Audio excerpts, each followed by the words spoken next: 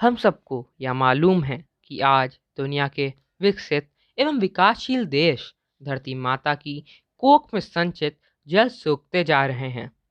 धरती पर जीवन का आरंभ जल की उत्पत्ति के पश्चात ही हो पाया था। जल किसी प्राणी के जीवन के लिए अपरिहार्य है। इसका दूसरा पहलू यह भी है कि जल की समाप्ति के साथ जीवन भी समाप्त हो जाएगा। हमें अभी से एक एक बूंद जल को बचाने और सदुपयोग करने की आवश्यकता है, क्योंकि जल ही जीवन है। भारत दुनिया में भूगर्भ जल का सबसे ज़्यादा इस्तेमाल करने वाला देश है। धरती की कोख से पानी खींचने में चीन दूसरे और अमेरिका तीसरे नंबर पर है।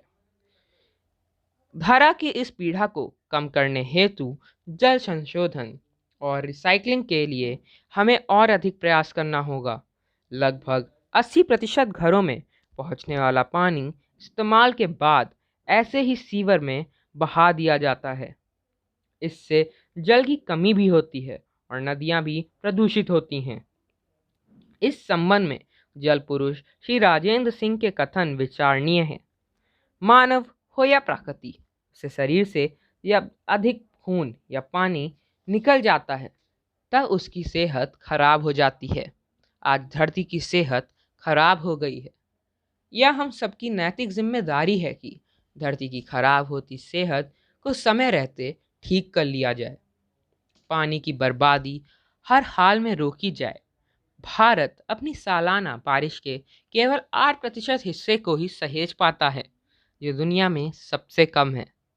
हमारे प्राकृतिक जल स्रोत, नदी, तालाब, झीलें, कुएं आदि सूखते जा रहे हैं या सूखने की कगार पर हैं।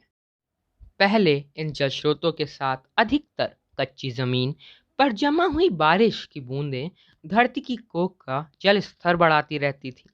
अब चारों ओर हो रही कंक्रीट के निर्माणों ने इस प्रक्रिया को भी बाधित कर दिया है।